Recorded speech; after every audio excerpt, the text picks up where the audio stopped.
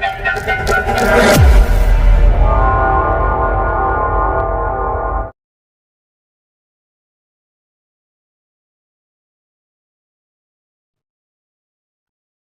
Students, so I welcome all to my YouTube channel Rathore classes Mirzaganj. जी हाँ दोस्तों, तो कैसे आप लोग उम्मीद करते होंगे कि बहुत अच्छे होंगे और मजे से पढ़ाई कर रहे होंगे, ठीक है ना। जैसा कि क्लास 11 का चैप्टर नंबर 21 चल रहा था, चैप्टर नंबर 21, उसमें से 6-7 वीडियो जा चुका है। कितना वीडियो खत्म हो चुका है? 7 वीडियो खत्म हो चुका है। आज का ये जो वीडियो आप देख रहे हैं, ये रहेगा चैप्टर 21 का 8वां वीडियो। कौन सा वीडियो? पार्ट 8, 8वां वीडियो रहने वाला है, ठीक है। उसके बाद इसके आगे लगभग 2 वीडियो आएगा और आपका ये चैप्टर क्या हो जाएगा? समाप्त हो जाएगा।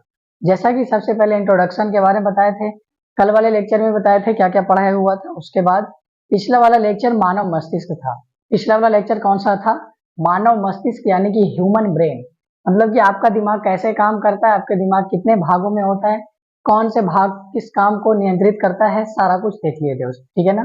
क्योंकि वो सबसे बड़ा मेरा वीडियो बना था, 47 मिनट का वीडियो बना था। आज का ये जो वीडियो रहने वाला है, ये ज्यादा बड़ा तो नहीं होगा क्योंकि ये छोटा सा टॉपिक है। कौन सा टॉपिक है?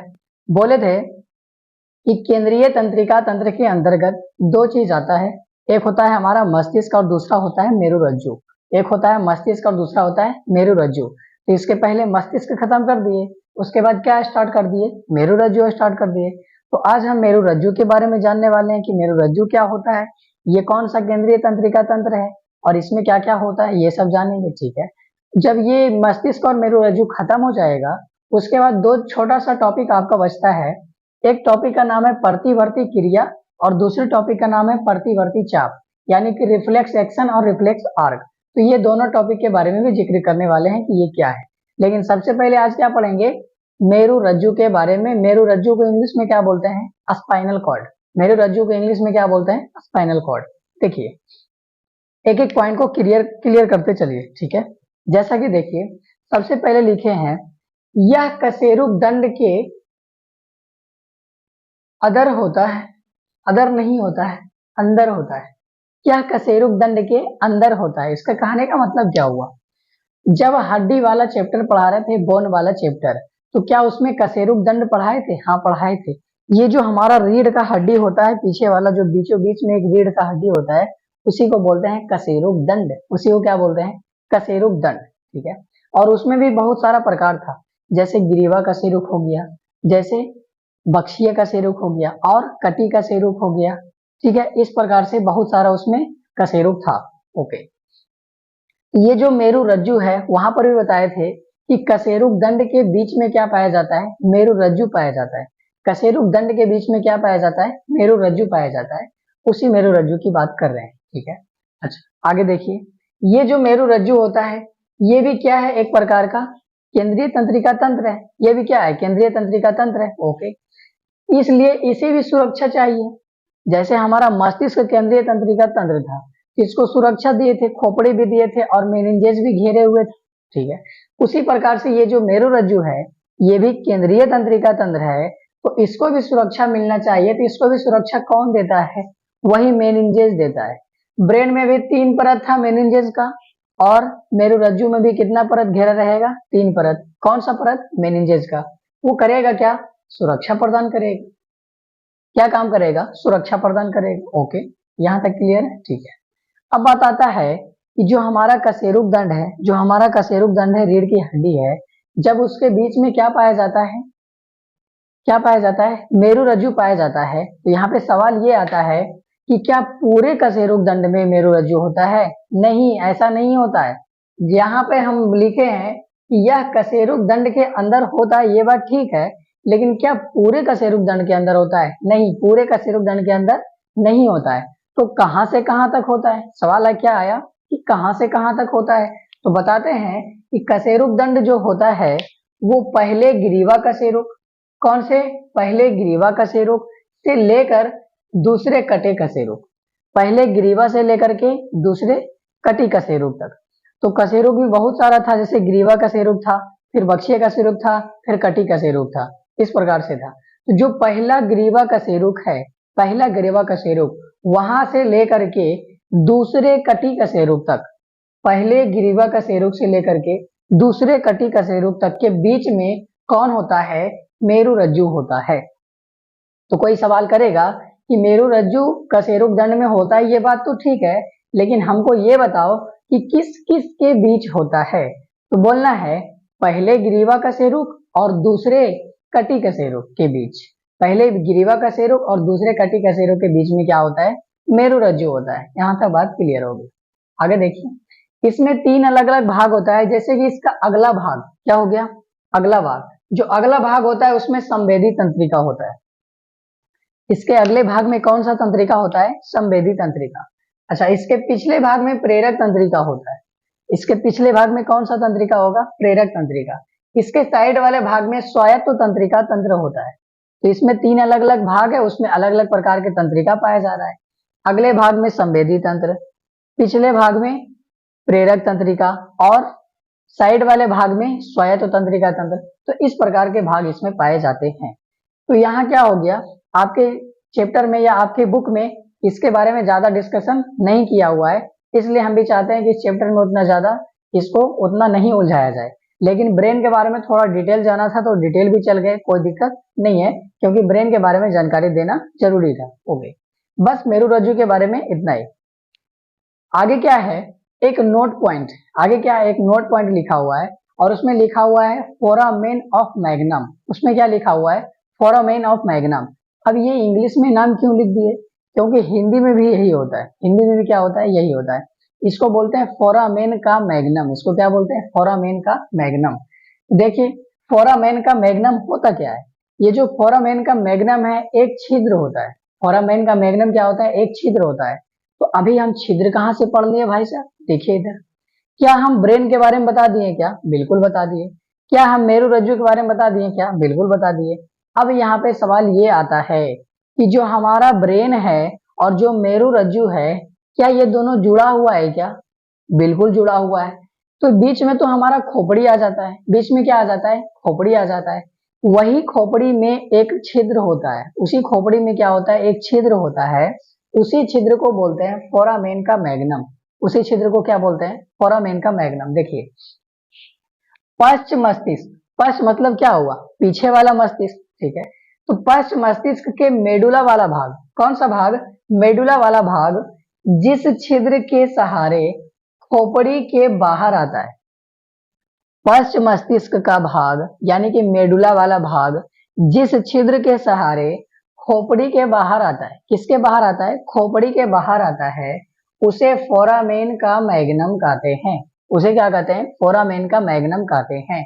और ये जो होता है मेडुला मेरुरज्जु से जुड़ जाता है। ये जो मेडुला निकला हुआ होता है किससे जुड़ जाता है? फिर मेरुरज्जु से जुड़ जाता है। तो जो लास्ट वाला मेडुला का भाग होता है वो उस छिद्र से निकलता है। किससे? खोपड़ी के छिद्र से निकलता है। और उस छिद्र को क्या बोलते हैं? फोरामेन का मैग्नम बोलते हैं, ठीक है। तो वहां से क्या हुआ? मेडुला वाला भाग निकला। मेडुला वाला भाग किसका है? पश्च मस्तिष्क का भाग है। तो पश्च मस्तिष्क का मेडुला वाला भाग, ये जो खोपड़ी है हमारा ऊपर का, इसमें देखिए ना एक जगह पर कहीं छिद्र होगा, ठीक है ना। उसी छिद्र से एक भाग निकला हुआ होता है, उस छिद्र को बोलते हैं फोरामेन का मैग्नम। क्लियर है यहाँ तक? वही जो फोरामेन का मैग्नम निकलता है, फिर वही जो मेडुला होता है आगे जाकर के मेरुरज्जु से जुड़ जाता है। ये आगे जाकर के किससे जुड़ जाता है? मेरुरज्जु से जुड़ जाता है।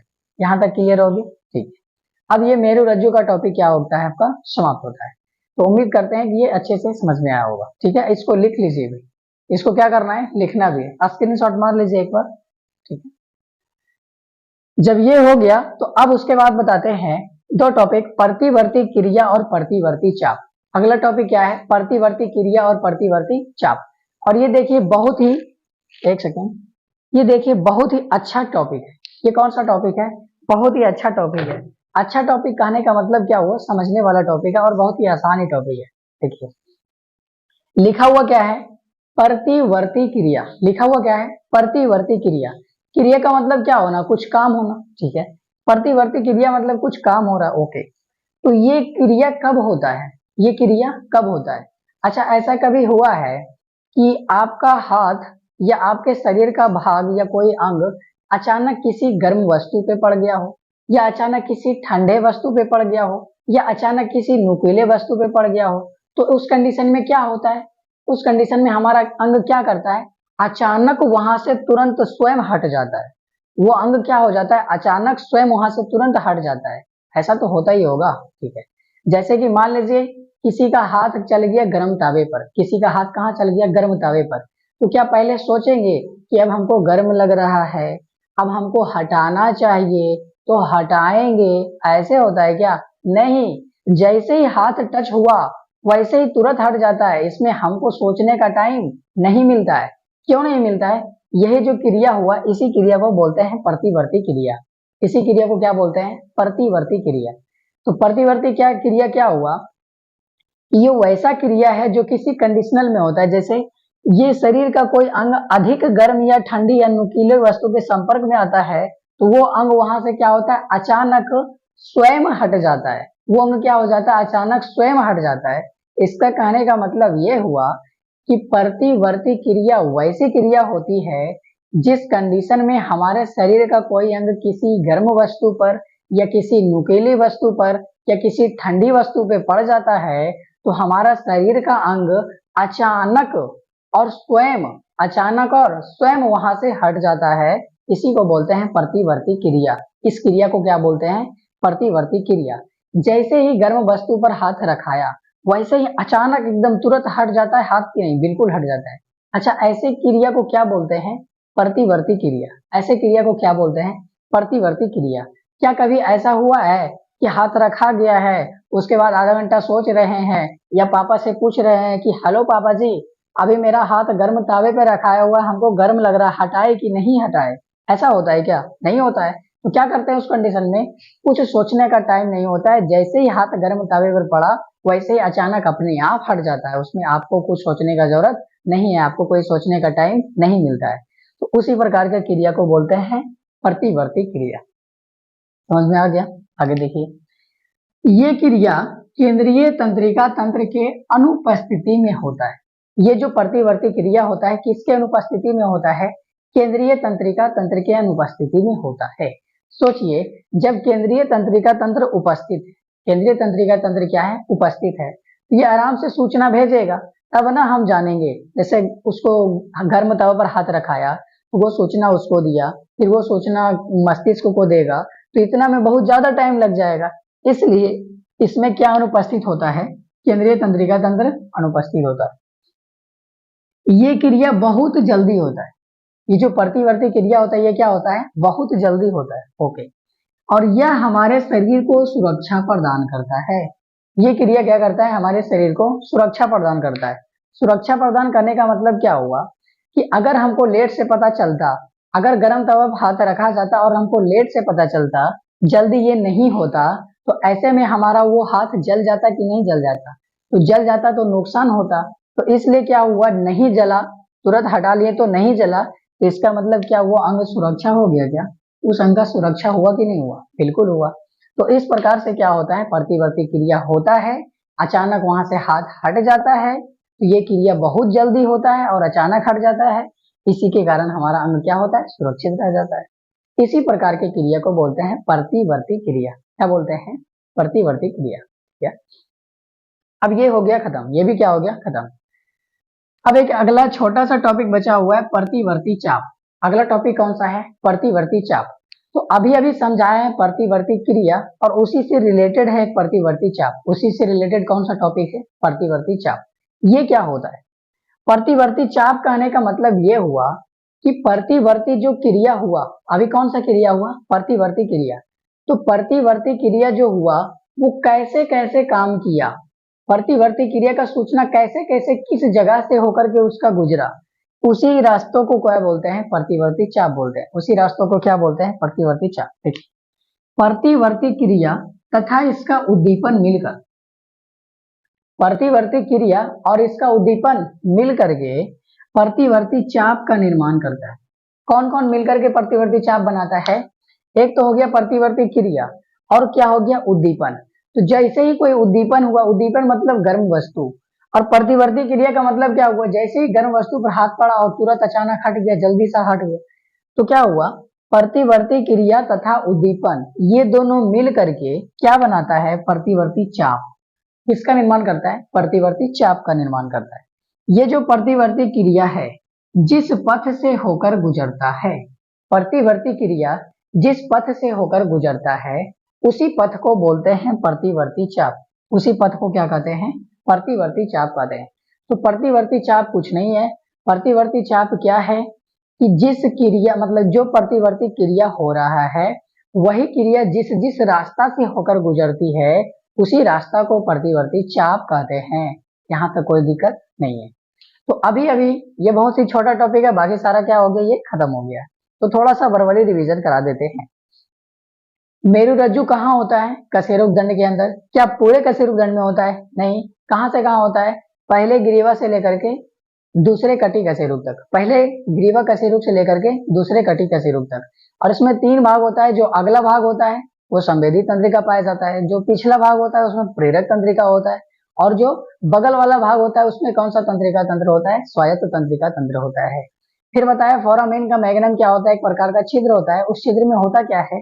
जो पश्च मस्तिष्क का मेडुला वाला भाग है उस खोपड़ी से होकर के निकलता है, खोपड़ी से उस छिद्र द्वारा बाहर निकलता है, उसी छिद्र को बोलते हैं फोरामेन का मैग्नम। उसी छिद्र को क्या बोलते हैं? फोरामेन का मैग्नम। जब वो मेडुला बाहर निकला खोपड़ी से, फिर वही मेडुला किसके सहारे जुड़ जाता है? मेरु रज्जु के सहारे। किसके सहारे जुड़ जाता है? मेरु रज्जु के सहारे। इस प्रकार से ये क्या हुआ? खत्म हुआ। फिर बताया प्रतिवर्ती क्रिया और प्रतिवर्ती चाप।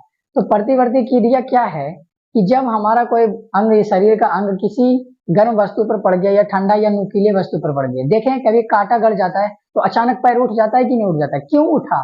ऐसा प्रतिक्रिया क्यों हुआ? क्योंकि वो जो है उद्दीपन है। वो क्या है? उद्दीपन है। और बाहरी उद्दीपन के कारण क्या हुआ? उस कंडीशन में क्या हुआ? अचानक हमारा शरीर हट गया, वहां से अचानक हमारा शरीर क्या हो गया? हट गया और बहुत तेज हुआ।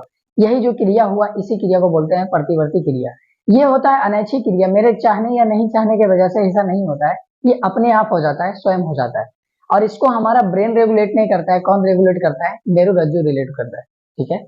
और जिस जो प्रतिवर्ती क्रिया है जिस रास्ते से होकर गुजरता है उसी रास्ते को प्रतिवर्ती चाप कहते हैं। तो इस तरह से क्या होता है, ये आपका छोटा सा टॉपिक समाप्त होता है। इसके अगले वीडियो में मिलते हैं, तब तक के लिए धन्यवाद। अगला वीडियो क्या बनाएंगे पता है क्या? अगला वीडियो होने वाले मानव आंख के बारे में, रंग बिरंगा संसार, मानव आंख, ह्यूमन आई के बारे में। जब ह्यूमन आई हो जाएगा तो फिर बताएंगे ह्यूमन ईयर के बारे में। तो आंख का संरचना पूरा, उसका फोटो देखेंगे, पूरा उसका भाग देखेंगे और देखने का क्रिया देखेंगे। अगला टॉपिक में इंतजार है, आइएगा जरूर, पढ़ेंगे जरूर। ठीक है। और मजा भी आएगा और बहुत सारी चीजों को सीखने को मिलेगा। ठीक है। तो मिलते हैं अगले वीडियो में, तब तक के लिए धन्यवाद। इसको उतार लीजिएगा।